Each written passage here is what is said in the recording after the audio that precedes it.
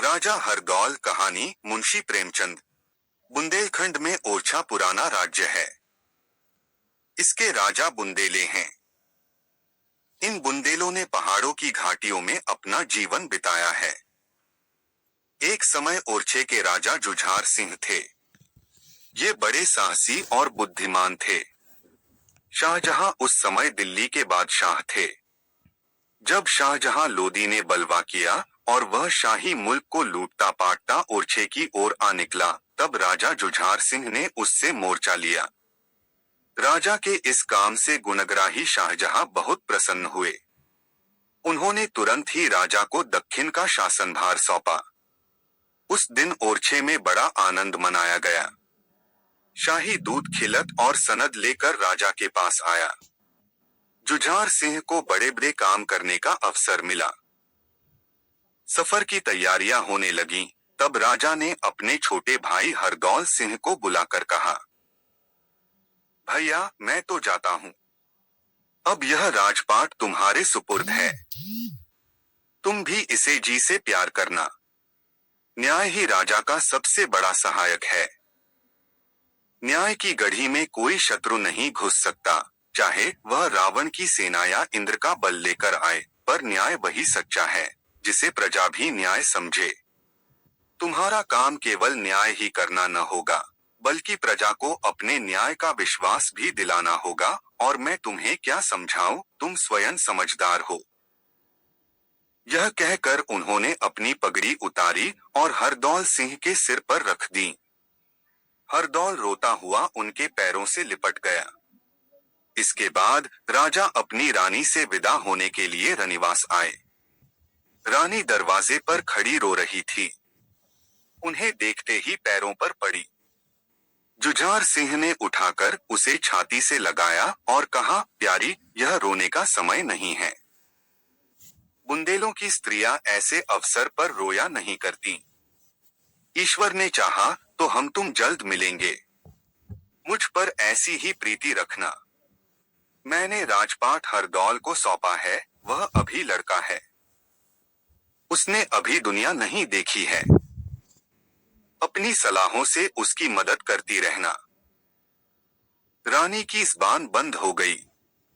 वह अपने मन में कहने लगी, हाँ, यह कहते हैं बुंदेलों की स्त्रियां ऐसे अवसरों पर रोया नहीं करती। शायद उनके हृदय नहीं होता, या अगर होता है तो उसमें प्रेम नहीं होता। रानी कलेजे पर पत्थर रखकर आंसू पी गई और हाथ जोड़कर राजा की ओर मुस्कुराती हुई देखने लगी, पर क्या वह मुस्कुराहट थी? जिस तरह अंधेरे मैदान में मशाल की रोशनी अंधेरे को और भी अथाह कर देती है, उसी तरह रानी की मुस्कुराहट उसके मन के अथाह दुख को और भी प्रकट कर रही थी। जुझार सिंह के चले जाने के बाद हरदौल सिंह राज करने लगा। थोड़े ही दिनों में उसके न्याय और प्रजावात्सल्य ने प्रजा का मन हर लिया। लोग जुझार सिंह को भूल गए। जुझार सिंह के शत्रु भी थे और मित्र भी, पर हरदौल सिंह का कोई शत्रु न था, सब मित्र ही थे। वह ऐसा हंसमुख और मधुर भाषी था कि उससे जो बातें कर लेता, वही जीवन भर उसका भक्त बना रहता। राज भर में ऐसा कोई न था जो उसके पास तक न पहुंच सकता हो। रात दिन उसके दरबार का फाटक सबके लिए खुला रहता था। ओरछे को कभी ऐसा सर्वप्रिय राजा नसीब न हुआ था। वह उदार था, न्यासी था, विद्या और गुण का ग्राहक था, पर सबसे बड़ा गुण जो उसमें था, वह उसकी वीरता थी। उसका वह गुण हद दर्जे को पहुंच गया था। जिस जाति के जीवन का अवलंब तलवार पर है, वह अपने राजा के किसी गुण पर इतना नहीं रीझती जितना उसकी वीरता पर। हरदौल अपने गुणों से अपनी प्रजा के मन का भी राजा हो गया, जो मुल्क और माल पर राज करने से भी कठिन है। इस प्रकार एक वर्ष बीत गया। उधर दक्षिण में जुझार सिंह ने अपने प्रबंध से चारों ओर शाही दबदबा जमा दिया। इधर ओरछे में हरदौल ने प्रजा पर मोहन मंत्र फूंक दिया। फाल्गुन का महीना था, अबीर और गुलाल से जमीन लाल हो रही थी। कामदेव का प्रभाव लोगों को भड़का रहा था। रबी ने खेतों में सुनहला फर्श बिछा रखा था और खलिहानों में सुनहले महल उठा दिए थे। संतोष इस सुनहले फर्श पर इठलाता फिरता था और निश्चिंतता उस सुनहले महल में ताने आलाप रही थी। इन्हीं दिनों दिल्ली का नामवर फेकैती कादिर खां उर्छे आया। बड़े बड़े पहलवान उसका लोहा मान गए थे। दिल्ली से ओरछे तक सैकड़ों मर्दानगी के मद से मतवाले उसके सामने आए, पर कोई उससे जीत न सका। उससे लड़ना भाग्य से नहीं, बल्कि मौत से लड़ना था। वह किसी इनाम का भूखा न था। जैसा ही दिल का दिलेर था, वैसा ही मन का राजा था। ठीक होली के दिन उसने धूमधाम से ओरछे में सूचना दी कि खुदा का शेर दिल्ली का कादिर खां ओरछे आ पहुंचा है। जिसे अपनी जान भारी हो, आकर अपने भाग्य का निपटारा कर ले। ओरछे के बड़े बड़े बुंदेले सूरमा वह घमंड भरी वाणी सुनकर गर्म हो उठे। फाग और डफ की तान के बदले ढोल की वीरध्वनि सुनाई देने लगी। हरदौल का अखाड़ा ओरछे के पहलवानों और फेकैतों का सबसे बड़ा अड्डा था। संध्या को यहाँ सारे शहर के सूरमा जमा हुए। कालदेव और भालदेव बुंदेलों की नाक थे, सैकड़ों मैदान मारे हुए। ये ही दोनों पहलवान कादिर खां का घमंड चूर करने के लिए गए। दूसरे दिन किले के सामने तालाब के किनारे बड़े मैदान में ओरछे के छोटे बड़े सभी जमा हुए। कैसे कैसे सजीले अलबेले जवान थे। सिर पर खुशरंग बांकी पगड़ी, माथे पर चंदन का तिलक, आंखों में मर्दानगी का सरूर, कमर में तलवार। और कैसे कैसे बूढ़े थे, तनी हुई मूछें, सादी पर तिरछी पगड़ी, कानों में बंधी हुई दाढ़ियां, देखने में तो बूढ़े पर काम में जवान, किसी को कुछ न समझने वाले। उनकी मर्दाना चाल ढाल नौजवानों को लजाती थी। हर एक के मुंह से वीरता की बातें निकल रही थीं। नौजवान कहते थे, देखें आज ओरछे की लाज रहती है या नहीं। पर बूढ़े कहते, ओरछे की हार कभी नहीं हुई, न होगी। वीरों का यह जोश देखकर राजा हरदौल ने बड़े जोर से कह दिया, खबरदार, बुंदेलों की लाज रहे या न रहे, पर उनकी प्रतिष्ठा में बल न पड़ने पाए। यदि किसी ने औरों को यह कहने का अवसर दिया कि ओरछे वाले तलवार से न जीत सके तो धांधली कर बैठे, वह अपने को जाति का शत्रु समझे। सूर्य निकल आया था। एकाएक नगाड़े पर चोट पड़ी और आशा तथा भय ने लोगों के मन को उछालकर मुंह तक पहुंचा दिया। कालदेव और कादिर खां दोनों लंगोट कसे शेरों की तरह अखाड़े में उतरे और गले मिल गए। तब दोनों तरफ से तलवारें निकलीं और दोनों के बगलों में चली गईं। फिर बादल के दो टुकड़ों से बिजलियां निकलने लगीं। पूरे 3 घंटे तक यही मालूम होता रहा कि दो अंगारे हैं। हजारों आदमी खड़े तमाशा देख रहे थे और मैदान में आधी रात का सा सन्नाटा छाया था। हाँ, जब कभी कालदेव गिरहदार हाथ चलाता या कोई पेंचदार वार बचा जाता, तो लोगों की गर्दन आप ही आप उठ जाती, पर किसी के मुंह से एक शब्द भी नहीं निकलता था। अखाड़े के अंदर तलवारों की खींचतान थी, पर देखने वालों के लिए अखाड़े से बाहर मैदान में इससे भी बढ़कर तमाशा था। बार बार जातीय प्रतिष्ठा के विचार से मन के भावों को रोकना और प्रसन्नता या दुख का शब्द मुंह से बाहर न निकलने देना तलवारों के वार बचाने से अधिक कठिन काम था। एकाएक कादिर खां अल्लाह अकबर चिल्लाया, मानो बादल गरज उठा और उसके गरजते ही कालदेव के सिर पर बिजली गिर पड़ी। कालदेव के गिरते ही बुंदेलों को सब्र न रहा। हर एक के चेहरे पर निर्बल क्रोध और कुचले हुए घमंड की तस्वीर खिंच गई। हजारों आदमी जोश में आकर अखाड़े पर दौड़े, पर हरदौल ने कहा, खबरदार, अब कोई आगे न बढ़े। इस आवाज ने पैरों के साथ जंजीर का काम किया। दर्शकों को रोककर जब वे अखाड़े में गए और कालदेव को देखा, तो आंखों में आंसू भर आए। जख्मी शेर जमीन पर पड़ा तड़प रहा था। उसके जीवन की तरह उसकी तलवार के 2 टुकड़े हो गए थे। आज का दिन बीता, रात आई, पर बुंदेलों की आंखों में नींद कहा। लोगों ने करवटें बदलकर रात काटी। जैसे दुखित मनुष्य विकलता से सुबह की बाट जोहता है, उसी तरह बुंदेले रह रहकर आकाश की तरफ देखते और उसकी धीमी चाल पर झुंझलाते थे। उनके जातीय घमंड पर गहरा घाव लगा था। दूसरे दिन ज्यों ही सूर्य निकला, 3 लाख बुंदेले तालाब के किनारे पहुंचे। जिस समय भालदेव शेर की तरह अखाड़े की तरफ चला, दिलों में धड़क सी होने लगी। कल जब कालदेव अखाड़े में उतरा था, बुंदेलों के हौसले बढ़े हुए थे, पर आज वह बात न थी। हृदय में आशा की जगह डर घुसा हुआ था। कादिर खां कोई चुटीला वार करता तो लोगों के दिल उछल कर होठों तक आ जाते। सूर्य सिर पर चढ़ा जाता था और लोगों के दिल बैठ जाते थे। इसमें कोई संदेह नहीं कि भालदेव अपने भाई से फुर्तीला और तेज था। उसने कई बार कादिर खां को नीचा दिखलाया, पर दिल्ली का निपुण पहलवान हर बार संभल जाता था। पूरे 3 घंटे तक दोनों बहादुरों में तलवारें चलती रहीं। एकाएक खटाके की आवाज हुई और भालदेव की तलवार के 2 टुकड़े हो गए। राजा हरदौल अखाड़े के सामने खड़े थे। उन्होंने भालदेव की तरफ तेजी से अपनी तलवार फेंकी।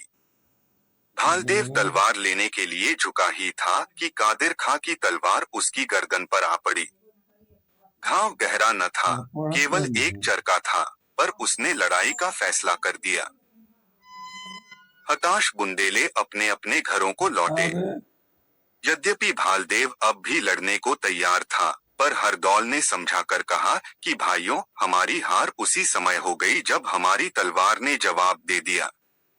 यदि हम कादिर खां की जगह होते तो निहत्थे आदमी पर वार न करते, और जब तक हमारे शत्रु के हाथ में तलवार न आ जाती, हम उस पर हाथ न उठाते। पर कादिर खां में यह उदारता कहा। बलवान शत्रु का सामना करने में उदारता को ताक पर रख देना पड़ता है। तो भी हमने दिखा दिया है कि तलवार की लड़ाई में हम उसके बराबर हैं। अब हमको यह दिखाना रहा है कि हमारी तलवार में भी वैसा ही जौहर है। इसी तरह लोगों को तसल्ली देकर राजा हरदौल रनिवास को गए। कुलीना ने पूछा, लाला, आज दंगल का क्या रंग रहा? हरदौल ने सिर झुकाकर जवाब दिया, आज भी वही कल का सा हाल रहा। कुलीना, क्या भालदेव मारा गया? हरदौल, नहीं, जान से तो नहीं, पर हार हो गई। कुलीना, तो अब क्या करना होगा? हरदौल, मैं स्वयं इसी सोच में हूँ। आज तक ओरछे को कभी नीचा न देखना पड़ा था। हमारे पास धन न था, पर अपनी वीरता के सामने हम राज और धन कोई चीज न समझते थे। अब हम किस मुंह से अपनी वीरता का घमंड करेंगे? ओरछे की और बुंदेलों की लाज अब जाती है। कुलीना, क्या अब कोई आस नहीं है?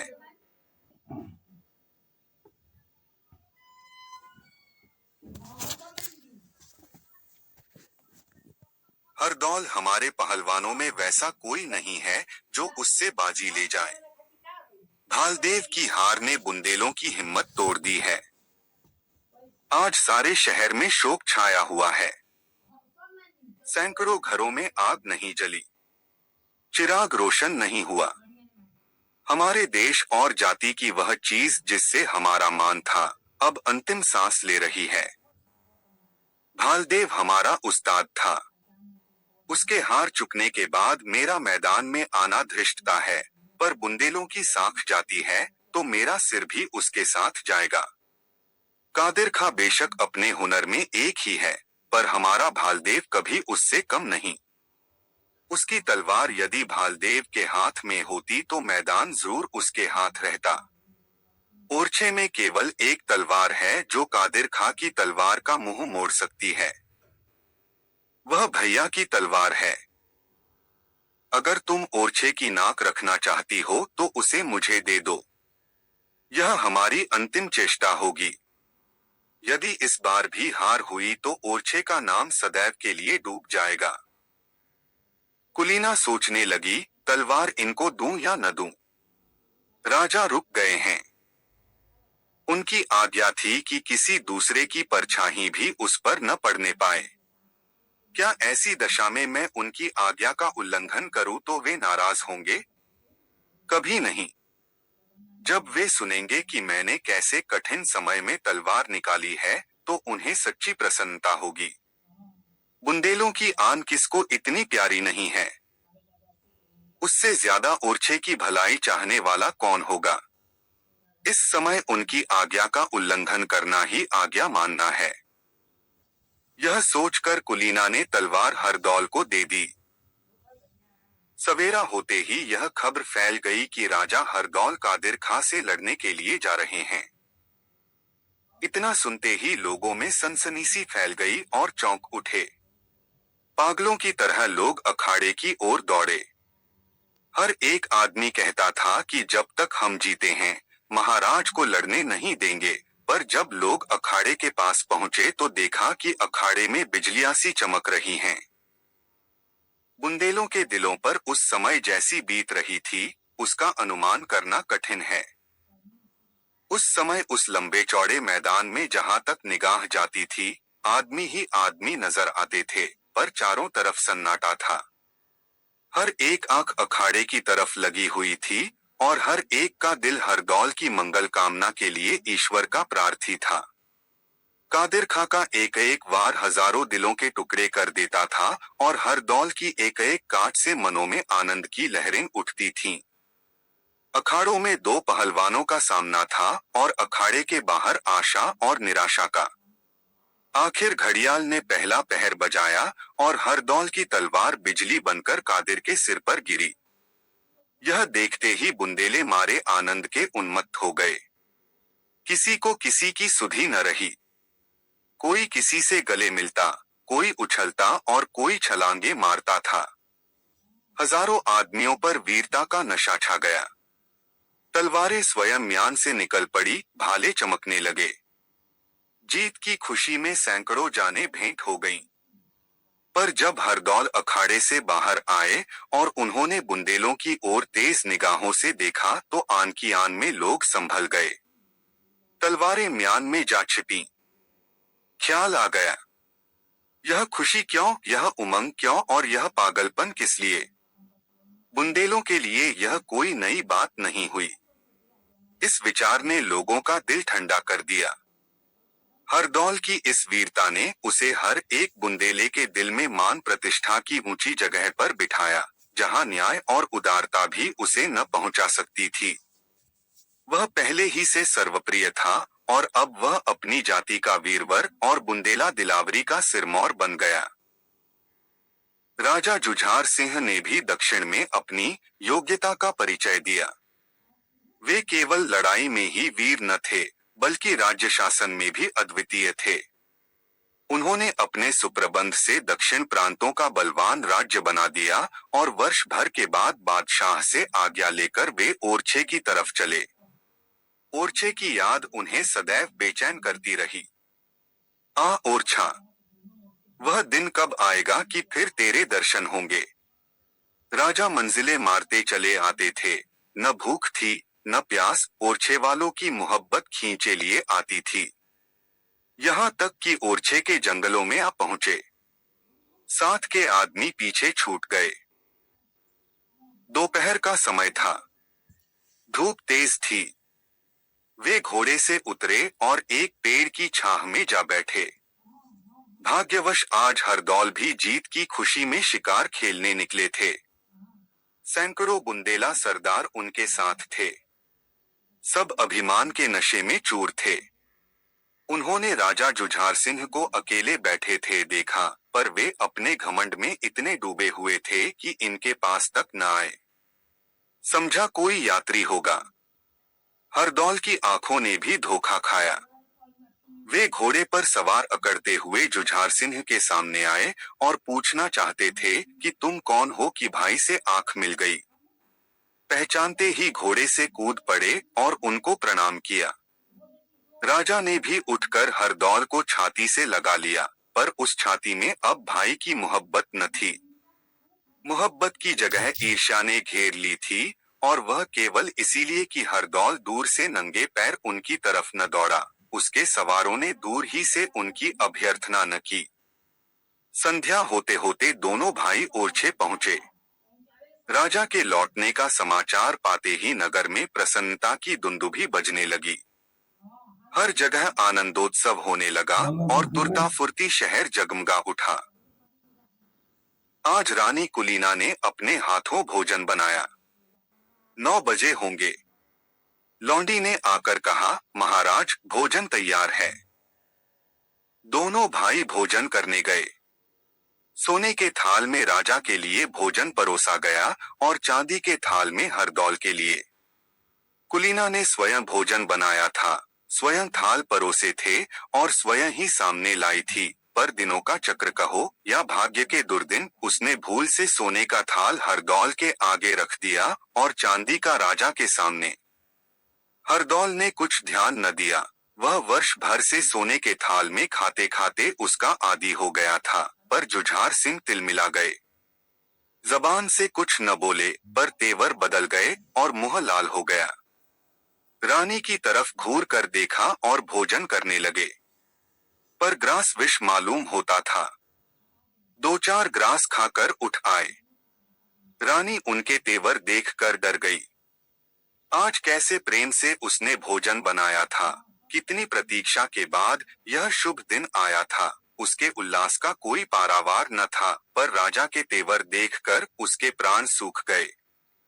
जब राजा उठ गए और उसने थाल को देखा, तो कलेजा धक से हो गया और पैरों तले से मिट्टी निकल गई। उसने सिर पीट लिया, ईश्वर, आज रात कुशलतापूर्वक कटे, मुझे शकुन अच्छे दिखाई नहीं देते। राजा जुझार सिंह शीश महल में लेटे। चतुर नाइन ने रानी का श्रृंगार किया और वह मुस्कुराकर बोली, कल महाराज से इसका इनाम लूंगी। यह कहकर वह चली गई, परंतु कुलीना वहां से न उठी। वह गहरे सोच में पड़ी हुई थी। उनके सामने कौन सा मुंह लेकर जाऊं? नाइन ने नाहक मेरा श्रृंगार कर दिया। मेरा श्रृंगार देखकर वे खुश भी होंगे। मुझसे इस समय अपराध हुआ है, मैं अपराधिनी हूँ। मेरा उनके पास इस समय बनाव श्रृंगार करके जाना उचित नहीं। नहीं नहीं, आज मुझे उनके पास भिखारिन के भेष में जाना चाहिए। मैं उनसे क्षमा मांगूंगी। इस समय मेरे लिए यही उचित है। यह सोचकर रानी बड़े शीशे के सामने खड़ी हो गई। वह अप्सरासी मालूम होती थी। सुंदरता की कितनी ही तस्वीरें उसने देखी थीं, पर उसे इस समय शीशे की तस्वीर सबसे ज्यादा खूबसूरत मालूम होती थी। सुंदरता और आत्मरुचि का साथ है। हल्दी बिना रंग के नहीं रह सकती। थोड़ी देर के लिए कुलीना सुंदरता के मद से फूल उठी। वह तन कर खड़ी हो गई। लोग कहते हैं कि सुंदरता में जादू है, और वह जादू जिसका कोई उतार नहीं। धर्म और कर्म, तन और मन सब सुंदरता पर न्यौछावर है। मैं सुंदर न सही, ऐसी कुरूपा भी नहीं हूँ। क्या मेरी सुंदरता में इतनी भी शक्ति नहीं है कि महाराज से मेरा अपराध क्षमा करा सके? ये बाहुलताएं जिस समय उनके गले का हार होंगी, ये आंखें जिस समय प्रेम के मद से लाल होकर देखेंगी, तब क्या मेरे सौंदर्य की शीतलता उनकी क्रोधाग्नि को ठंडा न कर देंगी? पर थोड़ी देर में रानी को ज्ञात हुआ, आह, यह मैं क्या स्वप्न देख रही हूँ? मेरे मन में ऐसी बातें क्यों आती हैं? मैं अच्छी हूँ या बुरी हूँ, उनकी चेरी हूँ। मुझसे अपराध हुआ है, मुझे उनसे क्षमा मांगनी चाहिए। यह श्रृंगार और बनाव इस समय उपयुक्त नहीं है। यह सोचकर रानी ने सब गहने उतार दिए। इतर में बसी हुई रेशम की साड़ी अलग कर दी। मोतियों से भरी मांग खोल दी और वह खूब फूट फूट कर रोई। यह मिलाप की रात वियोग की रात से भी विशेष दुखदायिनी है। भिखारिनी का भेष बनाकर रानी शीश महल की ओर चली। पैर आगे बढ़ते थे, पर मन पीछे हटा जाता था। दरवाजे तक आई, पर भीतर पैर न रख सकी। दिल धड़कने लगा। ऐसा जान पड़ा मानो उसके पैर थर्रा रहे हैं। राजा जुझार सिंह बोले, कौन है? कुलीना। भीतर क्यों नहीं आ जाती?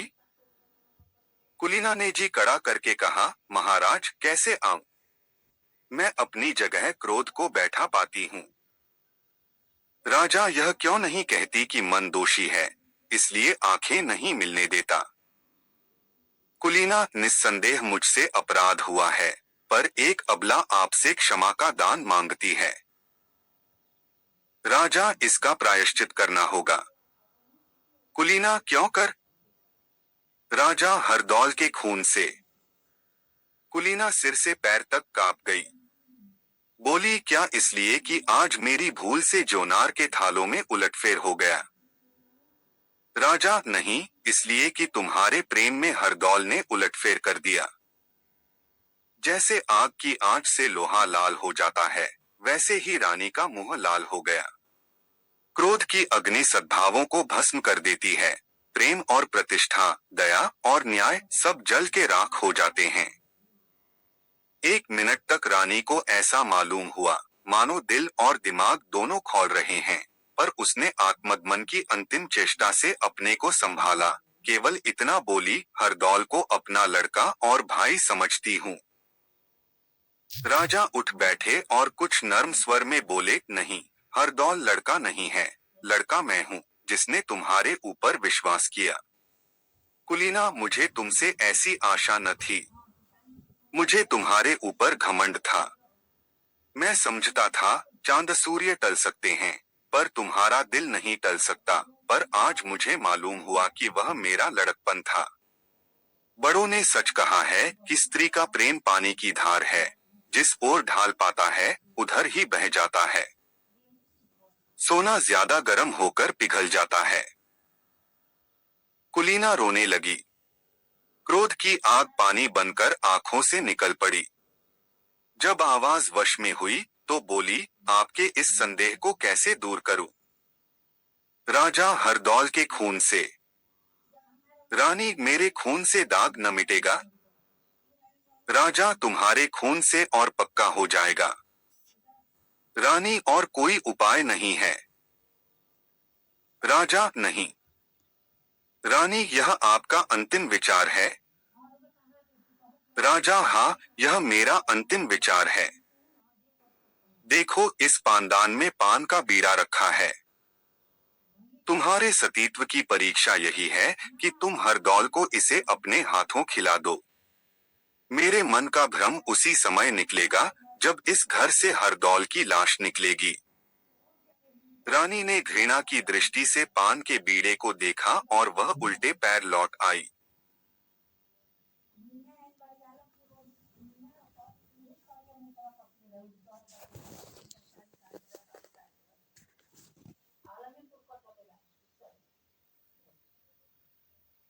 रानी सोचने लगी, क्या हरदौल के प्राण लूं?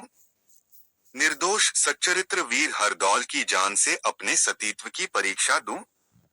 उस हरदौल के खून से अपना हाथ काला करूं जो मुझे बहन समझता है। यह पाप किसके सिर पड़ेगा? क्या एक निर्दोष का खून रंग न लाएगा? आह! अभागी कुलीना, तुझे आज अपने सतीत्व की परीक्षा देने की आवश्यकता पड़ी है, और वह ऐसी कठिन। नहीं, यह पाप मुझसे नहीं होगा। यदि राजा मुझे उल्टा समझते हैं, तो समझें, उन्हें मुझ पर संदेह है, तो हो। मुझसे यह पाप न होगा। राजा को ऐसा संदेह क्यों हुआ? क्या केवल थालों के बदल जाने से? नहीं, अवश्य कोई और बात है। आज हरदौल उन्हें जंगल में मिल गया। राजा ने उसकी कमर में तलवार देखी होगी। क्या आश्चर्य है, हरदौल से कोई अपमान भी हो गया हो। मेरा अपराध क्या है? मुझ पर इतना बड़ा दोष क्यों लगाया जाता है? केवल थालों के बदल जाने से? हे ईश्वर, मैं किससे अपना दुख कहूं? तू ही मेरा साक्षी है। जो चाहे सो हो, पर मुझसे यह पाप न होगा। रानी ने फिर सोचा, राजा, तुम्हारा हृदय ऐसा ओछा और नीच है। तुम मुझसे हरदौल की जान लेने को कहते हो? यदि तुमसे उसका अधिकार और मान नहीं देखा जाता, तो क्यों साफ साफ ऐसा नहीं कहते? क्यों मर्दों की लड़ाई नहीं लड़ते? क्यों स्वयं अपने हाथ से उसका सिर नहीं काटते और मुझसे वह काम करने को कहते हो? तुम खूब जानते हो मैं यह नहीं कर सकती। यदि मुझसे तुम्हारा जी उगता गया है, यदि मैं तुम्हारी जान की जंजाल हो गई हूँ तो मुझे काशी या मथुरा भेज दो। मैं बेखट के चली जाऊंगी, पर ईश्वर के लिए मेरे सिर इतना बड़ा कलंक न लगने दो। पर मैं जीवित ही क्यों रहूं, मेरे लिए अब जीवन में कोई सुख नहीं है। अब मेरा मरना ही अच्छा है।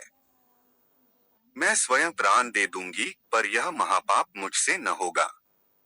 विचारों ने फिर पलटा खाया। तुमको पाप करना ही होगा। इससे बड़ा पाप शायद आज तक संसार में न हुआ हो, पर यह पाप तुमको करना होगा। तुम्हारे पतिव्रत पर संदेह किया जा रहा है, और तुम्हें इस संदेह को मिटाना होगा। यदि तुम्हारी जान जोखिम में होती तो कुछ हर्ज न था। अपनी जान देकर हरदौल को बचा लेती, पर इस समय तुम्हारे पतिव्रत पर आंच आ रही है। इसलिए तुम्हें यह पाप करना ही होगा, और पाप करने के बाद हंसना और प्रसन्न रहना होगा। यदि तुम्हारा चित्त तनिक भी विचलित हुआ, यदि तुम्हारा मुखड़ा जरा भी मध्यम हुआ, तो इतना बड़ा पाप करने पर भी तुम संदेह मिटाने में सफल न होगी। तुम्हारे जी पर चाहे जो बीते, पर तुम्हें यह पाप करना ही पड़ेगा। परंतु कैसे होगा? क्या मैं हरदौल का सिर उतारूंगी? यह सोचकर रानी के शरीर में कंपकंपी आ गई। नहीं, मेरा हाथ उस पर कभी नहीं उठ सकता। प्यारे हरदौल, मैं तुम्हें खिला सकती। मैं जानती हूँ तुम मेरे लिए आनंद से विष का बीड़ा खा लोगे। हाँ, मैं जानती हूँ तुम नहीं न करोगे, पर मुझसे यह महापाप नहीं हो सकता। एक बार नहीं, 1000 बार नहीं हो सकता। हरदौल को इन बातों की कुछ भी खबर न थी। आधी रात को एक दासी रोती हुई उसके पास गई, और उसने सब समाचार अक्षर अक्षर कह सुनाया। वह दासी पानदान लेकर रानी के पीछे पीछे राजमहल से दरवाजे पर गई थी, और सब बातें सुनकर आई थी। हरदौल राजा का ढंग देखकर पहले ही ताड़ गया था कि राजा के मन में कोई न कोई कांटा अवश्य खटक रहा है। दासी की बातों ने उसके संदेह को और भी पक्का कर दिया। उसने दासी से कड़ी मनाही कर दी कि सावधान, किसी दूसरे के कानों में इन बातों की भनक न पड़े, और वह स्वयं मरने को तैयार हो गया। हरदौल बुंदेलों की वीरता का सूरज था। उसकी भौहों के तनिक इशारे से 3 लाख बुंदेले मरने और मारने के लिए इकट्ठे हो सकते थे। ओरछा उस पर न्योछावर था। यदि जुझार सिंह खुले मैदान उसका सामना करते तो अवश्य मुंह की खाते, क्योंकि हरदौल भी बुंदेला था, और बुंदेला अपने शत्रु के साथ किसी प्रकार की मुंह देखी नहीं करते। मारना मरना उनके जीवन का एक अच्छा दिल बहलाव है। उन्हें सदा इसकी लालसा रही है कि कोई हमें चुनौती दे, कोई हमें छेड़े। उन्हें सदा खून की प्यास रहती है, और वह प्यास कभी नहीं बुझती। परंतु उस समय एक स्त्री को उसके खून की जरूरत थी, और उसका साहस उसके कानों में कहता था कि एक निर्दोष और सती अबला के लिए अपने शरीर का खून देने में मुंह न मोड़ो। यदि भैया को यह संदेह होता कि मैं उनके खून का प्यासा हूँ और उन्हें मारकर राज अधिकार करना चाहता हूँ, तो कुछ हर्ज न था। राज्य के लिए कत्ल और खून, दगा और फ्रेब सब उचित समझा गया है, परंतु उनके इस संदेह का निपटारा मेरे मरने के सिवा और किसी तरह नहीं हो सकता। इस समय मेरा धर्म है कि अपने प्राण देकर उनके इस संदेह को दूर कर दूं। उनके मन में यह दुखाने वाला संदेह उत्पन्न करके भी यदि मैं जीता ही रहूं और अपने मन की पवित्रता जताऊं, तो मेरी ढिठाई है। नहीं, इस भले काम से अधिक आगा पीछा करना अच्छा नहीं। मैं खुशी से विष का बीड़ा खाऊंगा। इससे बढ़कर शूरवीर की मृत्यु और क्या हो सकती है। क्रोध में आकर मारू के भय बढ़ाने वाले शब्द सुनकर रणक्षेत्र में अपनी जान को तुच्छ समझना इतना कठिन नहीं है। आज सच्चा वीर हरदौल अपने हृदय के बड़प्पन पर अपनी सारी वीरता और न्योछावर करने को उद्यत है। दूसरे दिन हरदौल ने खूब तड़के स्नान किया। बदन पर अस्त्र शस्त्र सजा मुस्कुराता हुआ राजा के पास गया। राजा भी सोकर तुरंत ही उठे थे। उनकी अलसाई हुई आंखें हरदौल की मूर्ति की ओर लगी हुई थीं। सामने संगमरमर की चौकी पर विष मिला पान सोने की तश्तरी में रखा हुआ था। राजा कभी पान की ओर ताकते और कभी मूर्ति की ओर, शायद उनके विचार ने इस विष की गांठ और उस मूर्ति में एक संबंध पैदा कर दिया था। उस समय जो हरदौल एकाएक घर में पहुंचे तो राजा चौंक पड़े। उन्होंने संभल कर पूछा, इस समय कहाँ चले? हरदौल का मुखड़ा प्रफुल्लित था। वह हंसकर बोला, कल आप यहाँ पधारे हैं, इसी खुशी में मैं आज शिकार खेलने जाता हूँ। आपको ईश्वर ने अजित बनाया है, मुझे अपने हाथ से विजय का बीड़ा दीजिए। यह कहकर हरदौल ने चौकी पर से पानदान उठा लिया और उसे राजा के सामने रखकर बीड़ा लेने के लिए हाथ बढ़ाया। हरदौल का खिला हुआ मुखड़ा देखकर राजा की ईर्ष्या की आग और भी भड़क उठी। दुष्ट, मेरे घाव पर नमक छिड़कने आया है। मेरे मान और विश्वास को मिट्टी में मिलाने पर भी तेरा जी न भरा। मुझसे विजय का बीड़ा मांगता है। हाँ, यह विजय का बीड़ा है, पर तेरी विजय का नहीं, मेरी विजय का। इतना मन में कहकर जुझार सिंह ने बीड़े को हाथ में उठाया। वे एक क्षण तक कुछ सोचते रहे, फिर मुस्कुराकर हरदौल को बीड़ा दे दिया। हरदौल ने सिर झुकाकर बीड़ा लिया, उसे माथे पर चढ़ाया, एक बार बड़ी ही करुणा के साथ चारों ओर देखा और फिर बीड़े को मुंह में रख लिया। एक सच्चे राजपूत ने अपना पुरुषत्व दिखा दिया। विष हलाहल था, कंठ के नीचे उतरते ही हरदौल के मुखड़े पर मुरदनी छा गई और आंखें बुझ गईं। उसने एक ठंडी सांस ली, दोनों हाथ जोड़कर जुझार सिंह को प्रणाम किया और जमीन पर बैठ गया। उसके ललाट पर पसीने की ठंडी ठंडी बूंदें दिखाई दे रही थीं और सांस तेजी से चलने लगी थी, पर चेहरे पर प्रसन्नता और संतोष की झलक दिखाई देती थी। जुझार सिंह अपनी जगह से जरा भी न हिले। उनके चेहरे पर ईर्ष्या से भरी हुई मुस्कुराहट छाई हुई थी, पर आंखों में आंसू भर आए थे। उजाले और अंधेरे का मिलाप हो गया था।